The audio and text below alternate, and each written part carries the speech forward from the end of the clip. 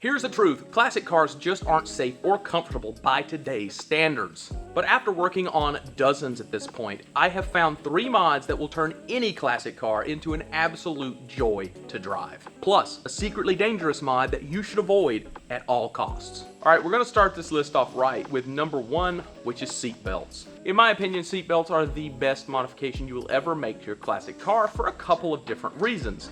No, they're not a legal requirement in classic cars depending on where you live, the year of your vehicle, stuff like that. But none of that matters in my opinion because seatbelts are easy to install, they're affordable, and why on earth would you gamble with your life for just $150? It's just not worth taking that risk. Seatbelts incrementally improve the safety of your classic in 99% of situations. There are plenty of retailers selling high quality kits, both universal and specific to your application. I can assure you, if you're looking for seatbelts, you will find what you're looking for. As a driver, it is your responsibility to watch out for the safety of your passengers and ensure that they have the safety equipment that they need. Check down in the description for some of my favorite places to buy good quality seatbelts for reasonable prices. Next up, we're diving into the realm of comfort with number 2, sound deadener. Sound deadener will absolutely transform your classic car if you do it right. I typically use that tar-like stick-on sound deadener. A KilMat is the brand that I typically use. You can get it in different thicknesses, but I usually go towards that thicker side, like 80 mil. Again, I'm not partnered with anybody here, just a product that I use and love. Check the links down below. Now, I know people have different tastes when it comes to classic cars. Some people like them loud and proud. Some people like them a little quieter, a little more mild. I highly recommend, if nothing else, you put a little bit in your doors. If you got a pickup, put a little bit right behind your ears, right here in the B-pillar area. It'll make a huge difference, I promise you that. Even if you like noisy classics, I think they get really old after a while. And you know, life happens. You got a headache, you don't really feel good, you're not gonna wanna drive this thing. You're gonna just let it sit, you're gonna get in a modern car or something and go to work. Or if you're like me and you don't have a modern car, you're gonna drive it to work and just be miserable the whole way. It's not worth it. Don't let the car sit. Make the car as enjoyable to drive as you possibly can.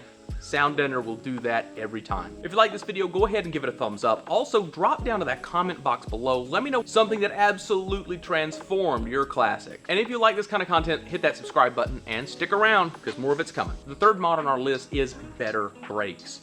Notice I said better brakes, not disc brakes, not power brakes. I have a reason for that, and I think a lot of people don't really think about this. But overgeneralizing braking performance into one type or another, it's just not a good way to measure the quality of your braking system. I've had drum brake cars that stop way better than some disc brake cars that I've had. Take for instance the 59 Thunderbird that you've seen on this channel. That car had fantastic braking performance with just factory power drums. Now please don't misuse this into me bashing disc brakes or power brakes or something like that. It's just not that simple. One of my go-tos is power discs because it works. It's a good setup. I typically don't bother with discs on the back. Discs on the front are enough. Power them, you're good to go. Any kind of braking mod, no matter what it is cheap insurance. You're protecting your car, you're protecting yourself, you're protecting your passenger. Highly recommend you always look to improve your braking system wherever you can. Make it a little more safe, make it a little more reliable. The road is a very different place from when these vehicles were last on it. And the modern cars these days, they can stop on a dime.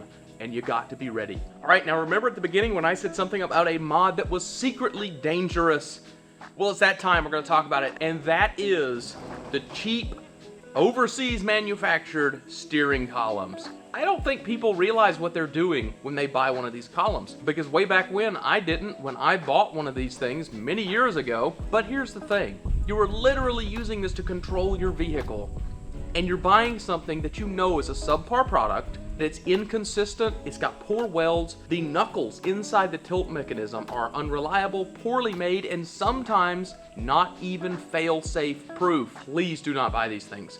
Yes, they're cheap, but a good American-made product, something like I Did It, Flaming River, those are fantastic. If you ever hold the cheap Chinese column in one hand and an I Did It in the other, I promise you, you will understand where that extra $200, $300, $400 is coming from. This is for you, and this is also for the other people that we share these roads with. That's it for this video. I hope you found it helpful. Go ahead, go down, check out those links if you're looking for any of that stuff. It might help you out. Also, consider sticking around because I got plenty more stuff coming. I'm super excited to bring some really cool stuff to this channel coming up. Thanks for watching. I'll see you in the next one.